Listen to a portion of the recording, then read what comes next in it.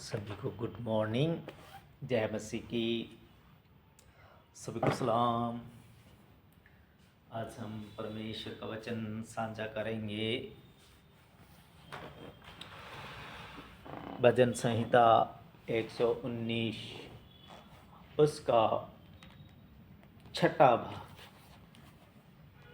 अलग अलग तरीके से परमेश्वर की अगुवाई हुई है कि अलग अलग तरीके से हम भजन संहिता 119 को हमारे भाई बहनों तक साझा करें। परमेश्वर की मर्जी है। इसमें बहुत सारे जो है कि भाग दिए हुए हैं।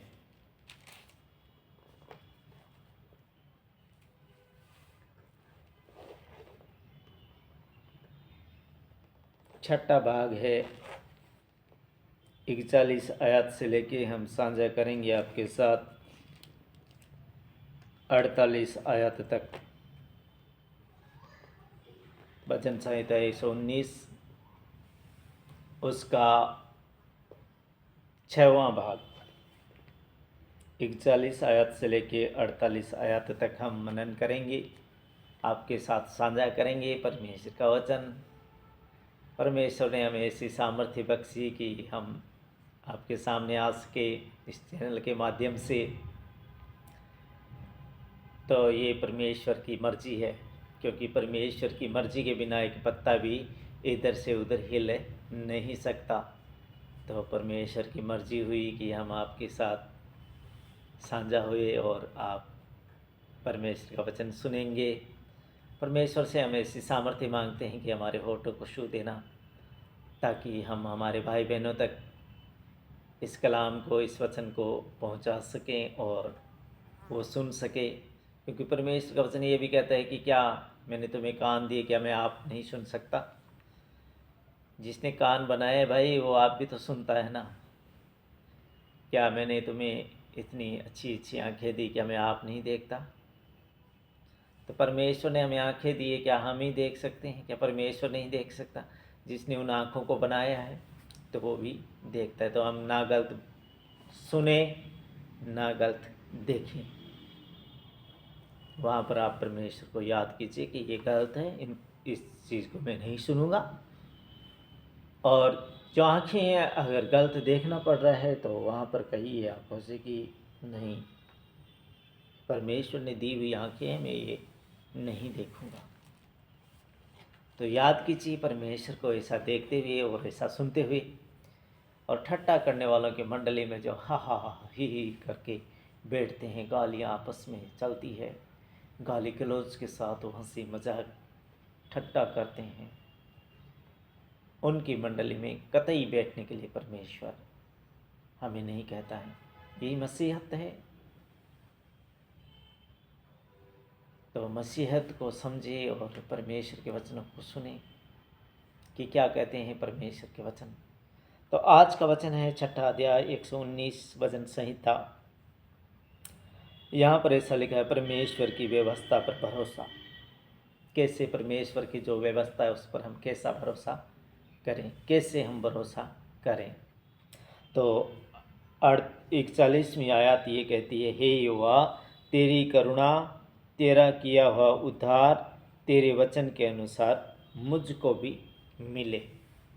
तेरे वचन के अनुसार मुझको भी मिले। क्योंकि इस धर्मशास्त्र को हम पढ़ेंगे तो अगर हम इन वचनों को बार बार दोहराएंगे तो ये बातें जो है कि ये परमेश्वर के साथ हमें डायरेक्ट लिंक जो है कि हमारा जोड़ती है। परमेश्वर के वचन, ऐसा मार्ग हमारे लिए तैयार हो जाता है। फिर हमें ना तो कोई रोकने वाला है और ना ही हमारे मार्ग में कभी कांटे या उलझने आएगी। इतना साफ सुथरा मार्ग हमें मिल जाएगा और हम वहाँ पर परमेश्वर के टहलुए बन जाएंगे। हे यहोवा, तेरी करुणा और तेरे किए हुए उद्धार तेरे वचन के अनुसार मुझको भी मिले। तेरे वचन के अनुसार मुझको भी मिले, तब मैं अपनी नामधराई करने वालों को कुछ उत्तर दे सकूँगा। तब मैं अपने नाम धराई करने वालों को कुछ उत्तर दे सकूँगा, क्योंकि मेरा भरोसा तेरे वचन पर है। तब मैं क्या करूँगा कि जो मुझे कहते थे कि कहाँ है तेरा परमेश्वर, कहाँ है तेरा परमेश्वर, तब उनको उत्तर मैं दे सकूँगा कि ये देख मेरे साथ है मेरा परमेश्वर। कोविड को याद कीजिए,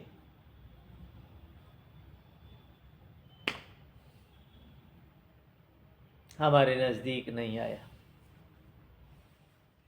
क्योंकि भजन संहिता 91 में कहता है तेरे निकट 1000 तेरी दाहिनी ओर 10,000 गिरेंगे, परंतु वह तेरे पास नहीं आएगा। इन रोगों के बारे में पहले से यहाँ पर लिखा हुआ है।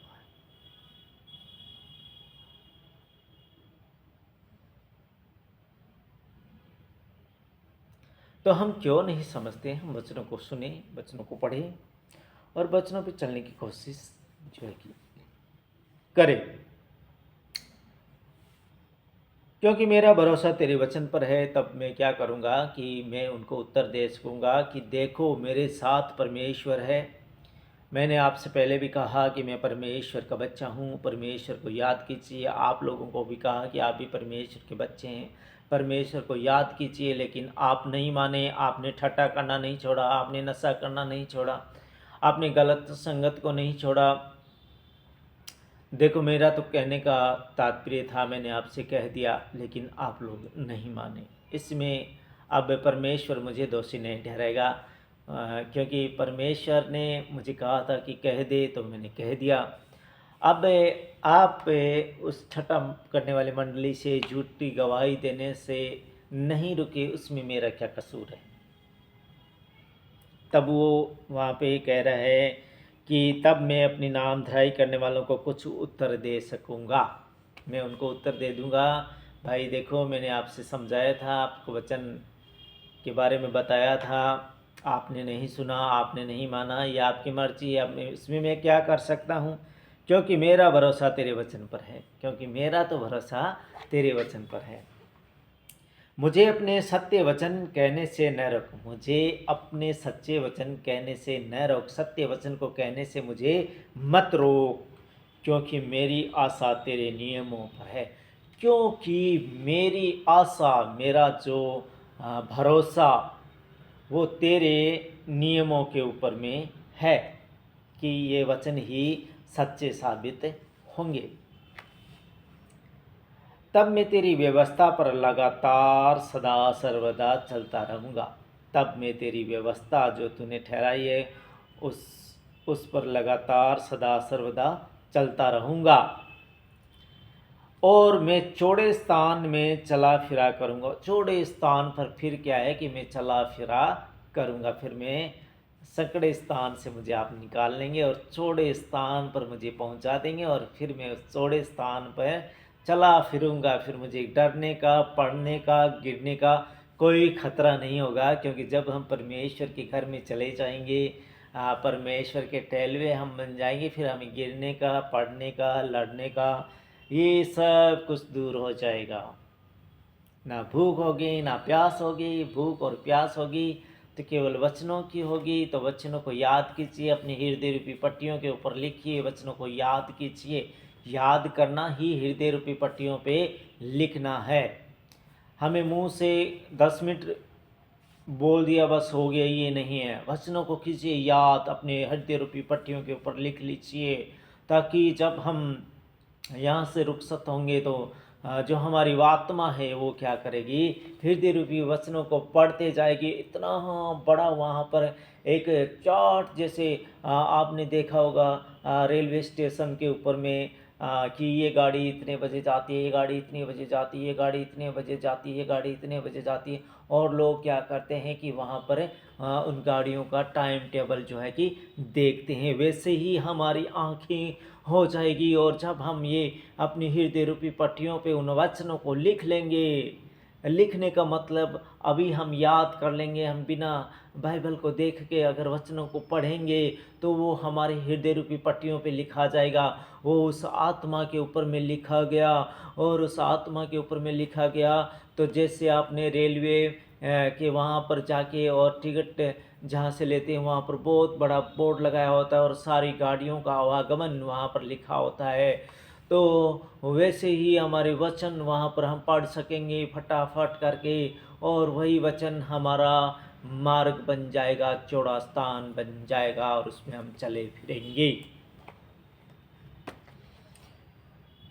क्योंकि मैं चौड़े स्थान में चला फिरूंगा, क्योंकि मैंने तेरे उपदेशों की शुद्धि रखी है। तेरे उपदेशों की शुद्धि रखी है, तेरे वचनों की शुद्धि रखी है, इसलिए मैं चौड़े स्थान पर चला फिरूंगा, क्योंकि मैंने तेरे उपदेशों की शुद्धि रखी है, तेरे वचनों की शुद्धि रखी है। उनको मैंने सच्चा जाना है, उस पर मैंने भरोसा किया है। वही मेरी आशा है कि जैसा लिखा है वैसा होगा, क्योंकि परमेश्वर खुद कह दिया कि ज़मीन और आसमान टल सकते हैं लेकिन मेरे कहे हुए वचन नहीं टलेंगे। बोलो हालेलुया। परमेश्वर के कहे हुए वचन नहीं टलेंगे। और मैं तेरी चितौनियों की चर्चा राजाओं के सामने भी करूँगा और संकोच न करूँगा। मैं तेरी चितौनियों की चर्चा राजाओं के सामने भी करूँगा और संकोच न करूँगा। घबराऊँगा नहीं, डरूँगा नहीं, तेरे वचनों की चर्चा करूँगा। जो तूने मुझे आज्ञा दी है वचनों के द्वारा, उनकी मैं आज्ञाओं के कारण और मैं तेरी चितौनियों की चर्चा राजाओं के सामने करूँगा कि परमेश्वर ऐसा ऐसा कहता है, और संकोच न करूँगा, बिल्कुल भी शर्माऊँगा नहीं। आज कितने लोग हैं जो शर्मा जाते हैं और जो जो उनसे बुलवाते हैं वो बोलते हैं। क्योंकि मैं तेरी आज्ञाओं के कारण सुखी हूँ और मैं उनसे प्रीति रखता हूँ। क्योंकि मैं तेरी आज्ञा जो तूने ठहराई उनसे मैं क्या हूँ, सुखी हूँ। सुख का मतलब जानते हैं, ऐश और आराम।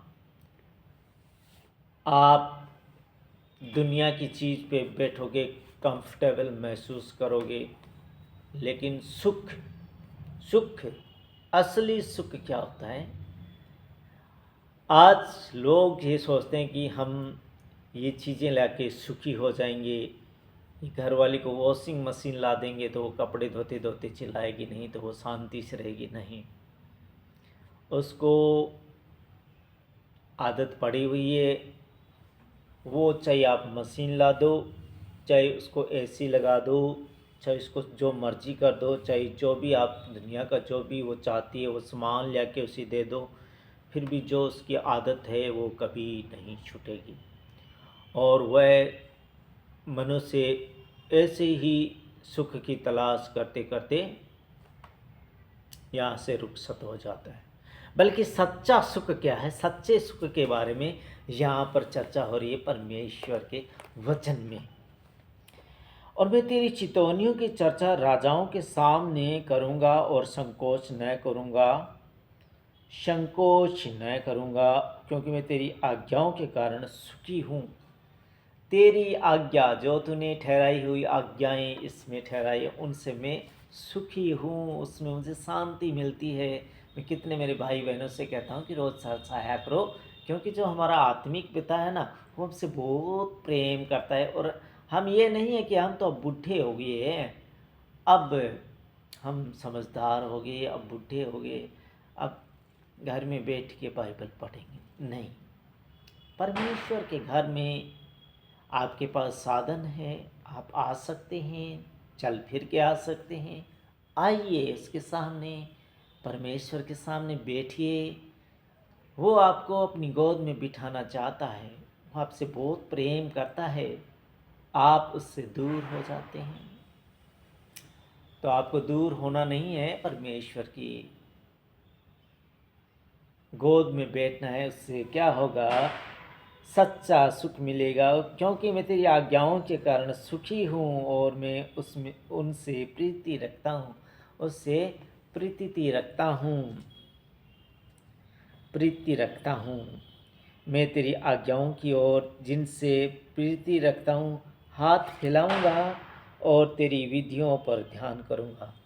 उन आज्ञाओं की तरफ में मैं हाथ फैलाऊंगी, परमेश्वर मुझे दे। कभी परमेश्वर के सामने भी हाथ फैला के देखिए, खाली रुपयों और पैसों के लिए नहीं, इन वचनों के लिए हाथ फैलाइए कि परमेश्वर मुझे ये वचन दे। वो आपको ये वचन देगा, बिना उलाहना किए हुए देगा। वो आपको सीखने के लिए मौका देगा। मुझे भी सीखने के लिए मौका दिया, मैं भी परमेश्वर से मांगा, परमेश्वर ने मुझे वर दिया, और परमेश्वर ने जो तोड़ा दिया है उसका मैं इस्तेमाल करता हूँ। परमेश्वर की हाज़ुरी में आता हूँ, क्योंकि परमेश्वर के वचन को कोने कोने तक पहुँचाना है। और जब परमेश्वर का वचन कोने कोने तक पहुँच जाएगा, तब परमेश्वर का आगमन नज़दीक हो जाएगा और जल्दी आ जाएगा।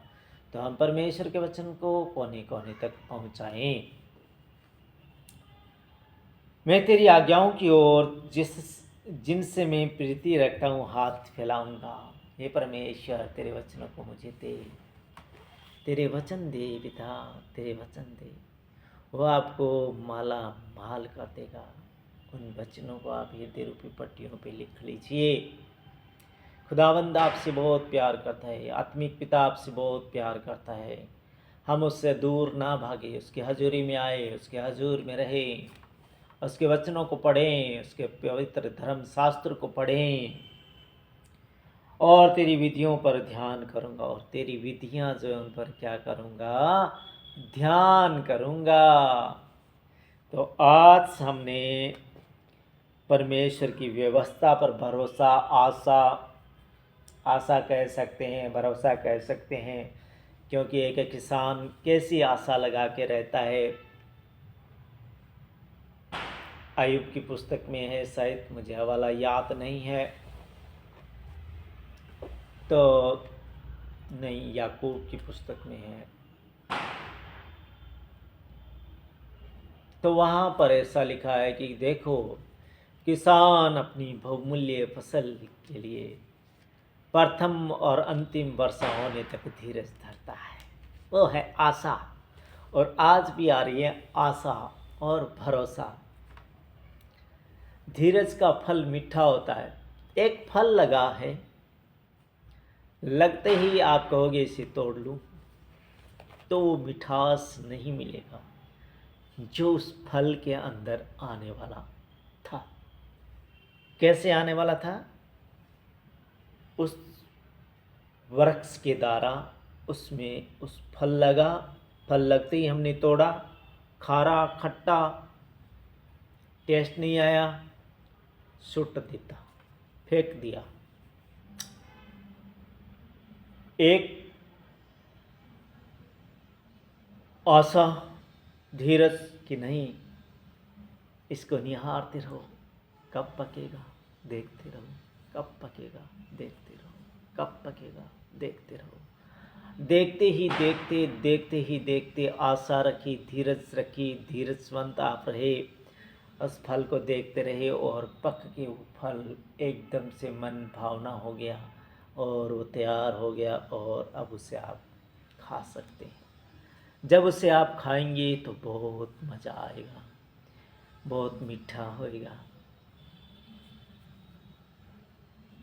आपको पूरा इंटरेस्ट मिलेगा। वैसे ही खुदा के वचन भी।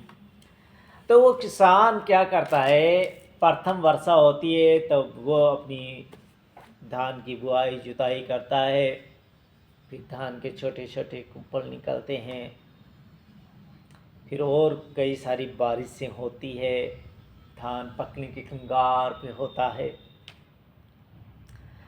अब वो आकाश की तरफ लास्ट वर्षा, अंतिम वर्षा की तरफ आशा लगाता है कि एक बारिश परमेश्वर, एक बारिश और हो जाएगी तो मेरी ये जो फसल मैंने लगाई है ये पूरी तरह पक जाएगी और मैं माला माल हो जाऊंगा। किसान का दृष्टि है, दृष्टांत है किसान का, याकूब की पत्री में है शायद, कि किसान को देखो कि पहली और अंतिम वर्षा तक धीरज धरता है। क्या वो बीच में ही उस अनाज को काट सकता है? नहीं काटता। पहली बरसात होने पर भी वो धीरज धरता है, आशा करता है कि बरसात करो परमात्मा।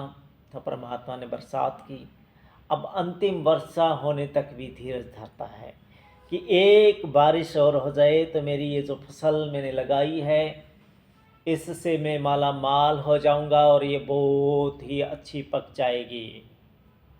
तो वैसे ही हमें भी इस फसल के ऊपर में ध्यान देना चाहिए, परमेश्वर के नज़दीक आना चाहिए, वचनों पे धीरज धरना चाहिए, प्रार्थना करके धीरज धरनी चाहिए।